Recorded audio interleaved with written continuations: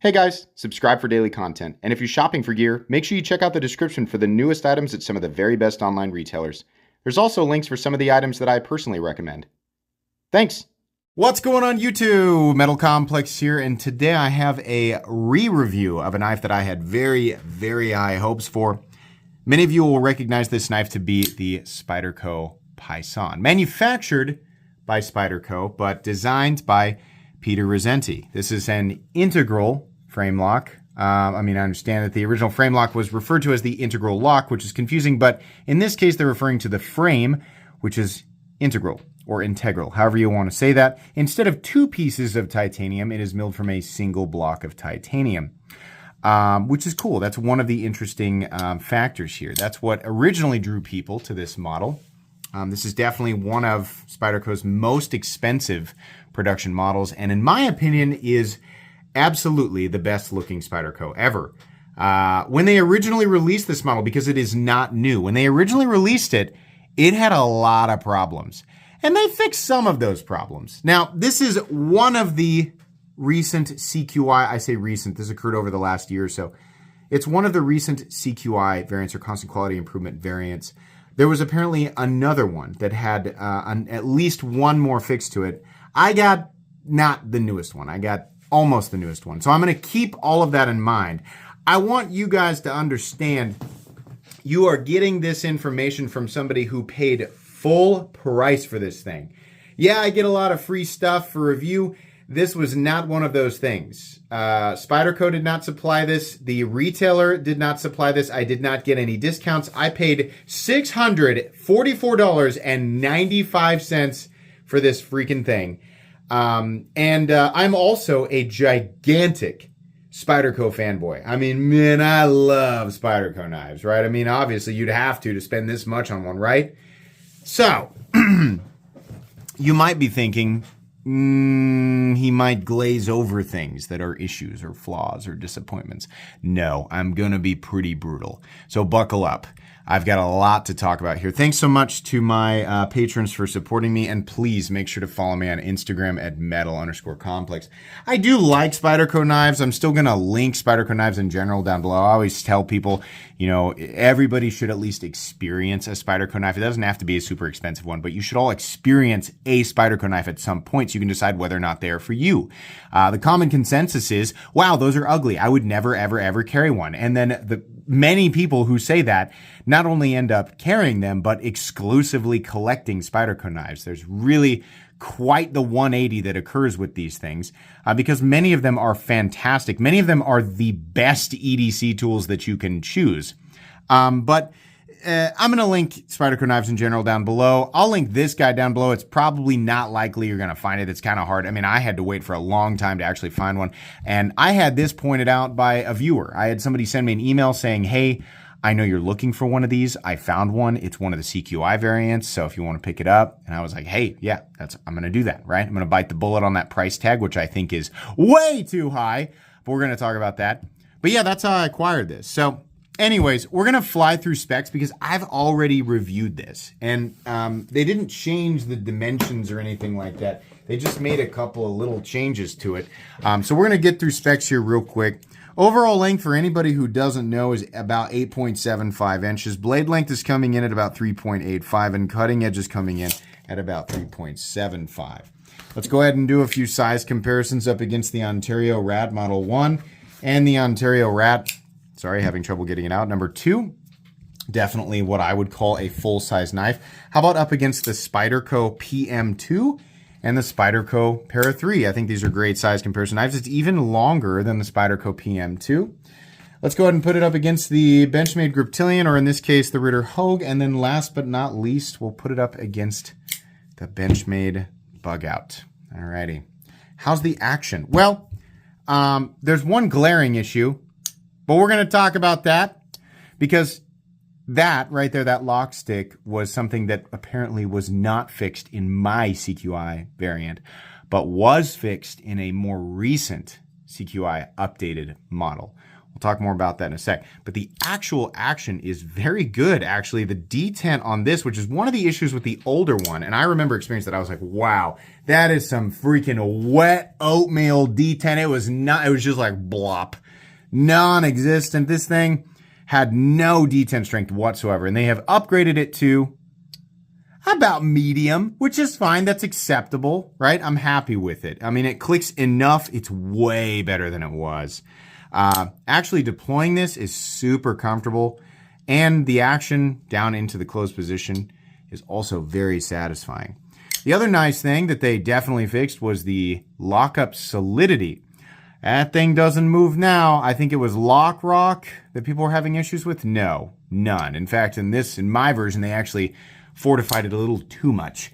But yeah, as far as like the things that make it function, the detent, the deployment, right? The lockup, they've got that. They've got that. Those elements are definitely there. Carry profile thickness up against the Spyderco Para 3. We have a knife that's actually pretty thin. I mean, it's surprisingly thin. It's quite a bit thinner than the Para 3. Length and height up against the PM2 and Para 3. Honestly, this thing isn't going to carry much different than a PM2. In fact, I would argue that it's actually a little bit easier. It's going to be heavier, right?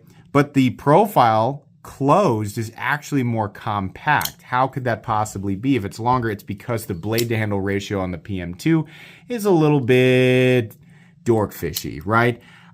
Way bigger handle than blade, and in the case of the Paysan, and honestly, it's almost universally makes knives look better when the blade is very nearly the same length as the handle. The blade to handle ratio is very good. You want a near 1-to-1. That's why Shirogorov knives tend to be so attractive. They just look a lot better. So you're getting a lot more blade, but it folds up into nearly the same, a better compact size, just heavier because it's all titanium. Materials, what are we looking at here? We're looking at titanium and CPM S90V. Very, very cool. We'll go ahead and weigh it here real quick. And I'm noticing, no, there we go. The scale, even, no matter how clean my office is down here, the scale always manages to run away. So the weight of this guy is coming in at, honestly, a pretty surprising 4.76 ounces. Considering we have a, it's a full titanium frame, an integral frame, right? The whole thing is just was one piece of titanium and they mill it out. And there's no internal milling for weight reduction. It's also not a small knife. I'm kind of surprised it doesn't come in over 5 ounces. That's a detail I didn't remember from the original. So not bad, not a perfect, a lot of times people go, for every inch of blade, I want no more than an ounce of weight. Well, obviously we don't have that type of thing going on here, but the actual balance on this is pretty good. And I'll tell you why. It's because there's quite a bit of material in the blade versus the handle. So the balance on it ends up being just about perfect. So because of that, I don't really care about the weight. And 4.73 ounces is not really that much weight anyway.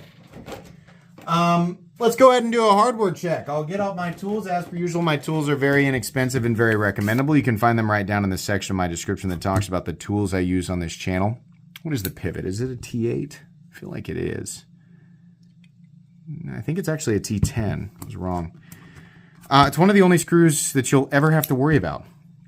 It really should be the only screw you'll ever have to worry about because you can take the pocket clip off, but there's not really a reason to unless you just don't want the clip. So the pocket clip screws are T6 and the lock bar insert screws are T6. There's no reason to mess with the lock bar insert, right? No reason. People are going to do it, but there's no reason to. And then there are no other screws. Why? Because there's nothing else to remove. It's a solid integral frame. So these are some of the easiest knives to disassemble and reassemble because of that fact. So that's pretty great. What's the blade stock thickness? Blade stock thickness on this guy, I don't think that this was changed. Blade stock thickness on the Paysan is currently 155 thousandths. Fairly thick. A lot of people were calling for a hollow grind on this, which I kind of agree would have been better. They didn't do that. It's still pretty thick behind the edge. I mean, it'll cut and it'll slice. Let's see if I can get a piece of paper and demonstrate. It's not the sliciest thing in the whole world. In fact, far from it. But as far as like the factory edge and its slicing ability, yeah, it'll cut. I think a lot of people confuse We get a lot of people, saying, oh, it's so thick behind the edge, I just can't bear to cut with it. Oh, no, it'll still cut. Those are people being incredibly overdramatic. Are there knives that are more efficient at slicing? Definitely. But I think a lot of people, like, especially if you're newer and you're just like, have no idea, a lot of times you hear stuff like that and it makes you think that the thing isn't sharp or isn't capable of cutting, which is just wrong. It's just improperly delivered information. The blade geometry is thick and it will not cut as efficiently as many other knives that have thinner geometry or have a hollow grind. Would a hollow grind have been better? Would S90V have been better accentuated with a hollow grind? Oh, definitely. Yeah. I think the blade stock is too thick. The flat is too prominent, even though I understand why they did it, right? It's so that it aesthetically looks good with the size of hole they want to put on there. And you don't have enough room at the angle that they chose to drop down to a satisfactory cutting edge. A hollow grind would have been better. I think Peter Rosenti actually does hollow grinds on some of his models. Maybe I'm wrong about that. I don't know. They didn't change that. It's still a very mediocre slicer, but it will work. Make no mistake about that. What else? What do we have to do here? We did all of the other, I think we did everything, right? Let's go ahead and move into the meat and potatoes here. So, yeah. One of the things that I love the most about this knife is not just the integral nature, right? I mean, this is definitely like if you're a knife enthusiast. Spyderco is not trying to sell this thing as like you need this because you need to spend $650 to get a quality tool. No, they're not selling it that way and nobody is buying it that way. So for everybody who's like in a rush to rescue the feeble-minded fools who just can't figure it out, oh, we're being led astray. We just don't know what it means to carry an efficient cutting tool. Please come and save us. No, literally no one is confused, right? The only people who are going to be buying these types of knives are people who know exactly what they're buying. They're not paying for added utility. They're not paying for some sort of imaginary added benefit. No. As an enthusiast, you like the idea of something like an integral frame because it's interesting, right? It's kind of a risky process. You got to mill the entire frame from a single block of titanium. So it kind of, it really accentuates the manufacturer's ability to get things accurate. If they can do that and they can make the frame work, they can make the blade fit on the frame, they can get all of that correct, right? And those are elements that we appreciate. We also like things like beautiful finishes on premium steels like S90V. And that finish, while it's not adding anything even remote, I mean, like, yeah, you could say like it adds to corrosion resistance and it decreases drag. Sure. Okay. But it also, mainly, it just looks really shiny. And that's why we like it. We like these little details. We like the flow of things, right? And these elements, these non-utilitarian elements, ironically, are what people want to pay for in this territory. This assumption that people are being led astray or having their faces ripped off because they're trying to buy utility and are not actually getting it is something that only exists in the minds of people who don't actually buy this stuff. They like to believe that, as a smart consumer, it's my responsibility to... Now, you can save it. You're not rescuing anybody, right? But as somebody who is an enthusiast and will pay for things that don't add utility, right? People like me are also able to critique these things when they are improperly delivered or when they are lackluster, right? And there are many things about this Paysan that are lackluster. They did a great job on the frame itself. And they also did a great job fixing things like the detent strength. It still could have been a little heavier, right? But they fixed it. It's good enough. I'm really glad that it is actually locking up solid. That's fantastic, right? Now, I'm not going to go beating on the spine because that's silly and that's something only that Neanderthal cave people do with their knives because they just don't understand how tools work. But I'm happy that it's locking up the way that it's supposed to, right? During intended use, this thing will not come apart. I think it's an absolute insult to the beauty of this knife that Spyderco thought that they should put their regular pocket clip on it. That was a mistake when they released this knife, and it's still a mistake now. I can't imagine, I'm not going to speak for Peter Rosenti, but I can't imagine that Peter Rosenti was like, yeah, that looks great. Sure, slap that on there. That looks really nice. Gross. It should have had its own clip. This is insane. That looks so bad. It's such an afterthought, right? Originally, when I reviewed this model, I think I said something like, yeah, it would have been nice, but I don't mind it. Now, you know what? I mind it. I don't like it at all. Lockup solidity, all that's great. The action feels great. The overall appearance of the knife is beautiful, right? This is a beautiful knife. I mean, if you don't like how Spyderco's look, you don't like Peter Rosenti's sound, that's fine, right? But this is it's still a professionally crafted aesthetic, in my opinion. Mine has lock stick issues, major. Look at this. Now, I'm thinking what's happening here is this lock bar is so thin and we have so much surface contact on this lock bar insert, which is part of how they fixed it. What's happening here is the lock bar is actually flexing inward. So the reason I came to this conclusion is because when I use my left thumb and pinch it and move it directly left from the blade, you might be thinking that's the only way it has to go, Metal Complex. Listen, it's easier to get leverage on this and push it directly left with my left hand because my thumb naturally digs in a little more. What's weird is that the lock stick is almost entirely not, it's not present. But when I use my right thumb, no matter how much I dig in there, I'm still sticking. Why?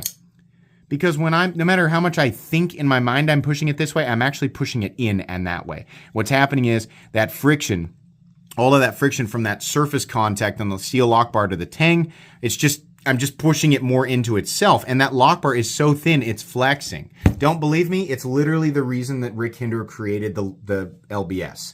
That is an over travel stop, but it's also a lock bar stabilizer, meaning it's keeping the lock bar from pinching itself against the frame, which is a problem. So on this, it was not fixed, and the lock stick is terrible. This has not gotten better. I have worked this thing in. Right? A lot of people are going to say, just try to take a pencil and put it. That's not going to fix it this time. I appreciate the advice. That's not going to fix this. It's also not the type of lock stick that's going to wear in over time. It's just not going to. But I've talked to more than one person who swear that the newest version of this knife has this issue fixed. So I would like to believe that that is true. So I'm going to proceed assuming if at least a few people out there are reporting that their very new Paysans are not experiencing any lock stick, then I'm going to believe that that is the case. And that's great. If they have figured out a way to fix that and keep the lockup solidity and keep it from slipping, it should not flex or slip at all. If they've managed to do that, great. I'm happy to give them the benefit of the doubt there. Here's something else that I just find insanely irritating. Let me get out how about a Civivi knife? Now, you know what? How about a CJRB Pyrite? So here's a $50 pocket knife. Let's look at that cutting bevel. Yeah. Looks pretty even, right? It's even. It's not about thinness or thickness. It's about evenness. It's even. This is a $50 knife. The Spyderco looks pretty good on this side. Maybe it tapers just a little bit right there, right? But it looks pretty good. Not on this side, though. It's whoa. What? Who is sharpening these? Guys, come on. If it's not just hit or miss. Like every company is able to get this. I mean, almost all companies are able to get this right. I don't know what's going on with the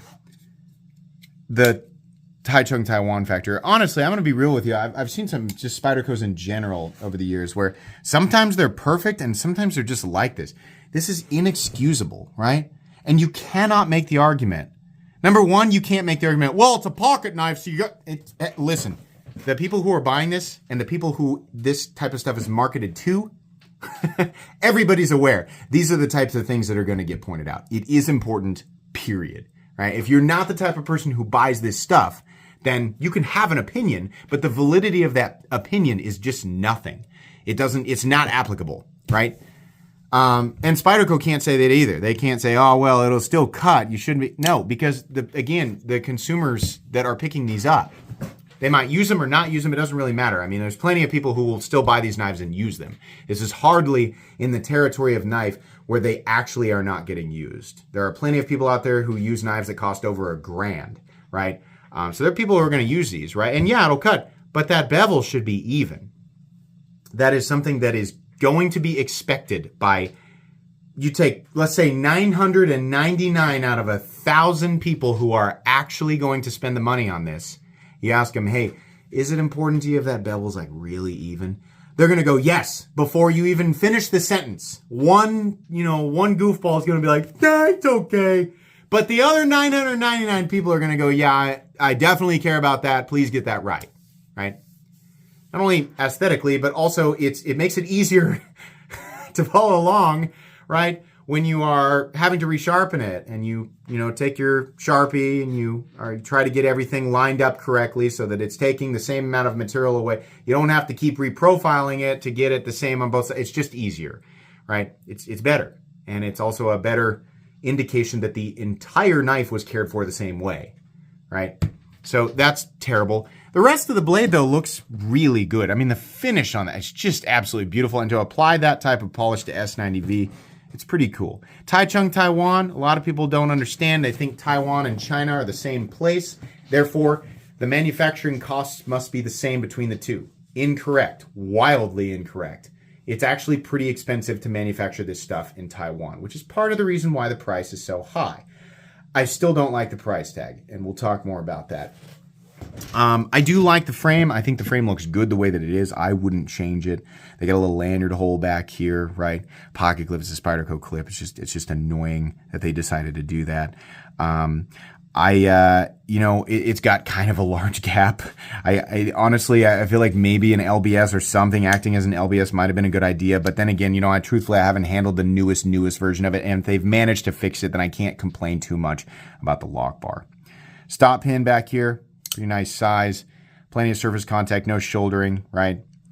But yeah, everything else is okay. Let's pretend for a second that this thing that I'm holding right here has no lock stick issues, no lockup solidity issues, has an absolutely perfect bevel, and they even managed to get that detent just chef's kiss, just perfect. Let's imagine that I'm actually holding the ideal version, what this should be, not an unrealistic expectations version of this knife, what it actually should be. Is it worth $644? No. No. I'm sorry. It's just not. Do I think it's an expensive build? Yes, right? People who are saying that knife shouldn't cost more than $200, it's just not true. They just don't know what they're talking about. This is still a knife that should be expensive, right? Would it surprise me if it was like $550 to $585, somewhere in there, right? Yeah, Taiwan manufacturing, quality, right? Precision manufacturing in Taiwan, where labor is not cheap, right? The wear and tear on your equipment, premium materials, right? A block of titanium being milled like this is definitely more expensive and more, it creates more wear and tear for the machines, more time consuming versus just two pieces of titanium. They're slapped together with some screws and a backspacer or whatever, right? S90V and the finish on there, right? There's a lot here that absolutely justifies, a higher price tag, but $640, no. This bevel thing, get that worked out. It wasn't excusable 10 years ago, and it's definitely not now. It's just crazy. I am a knife collector. I've obviously handled a lot of knives, and I'm pretty picky. This was like my dream Spyderco, so it was really frustrating to see that so many issues. It's not like Peter Rosenti has these issues with his own knives. The guy knows how to design a knife, right? You don't hear like, oh yeah, anything by Peter Rosenti's always screwed up. No, it sucks because there's so much that has come out of Taichung, Taiwan for Spyderco that's been really great. But it's so weird how inconsistent it is. And listen, if the time to deliver is on this, arguably this is the crescendo of production Spydercos. You gotta deliver. You can't be, oopsie doopsie.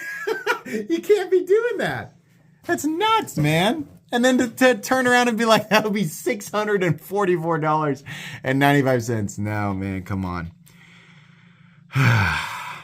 I'm going to keep it in my collection, and part of the reason I'm going to do that is because I want to be reminded of the frustration here.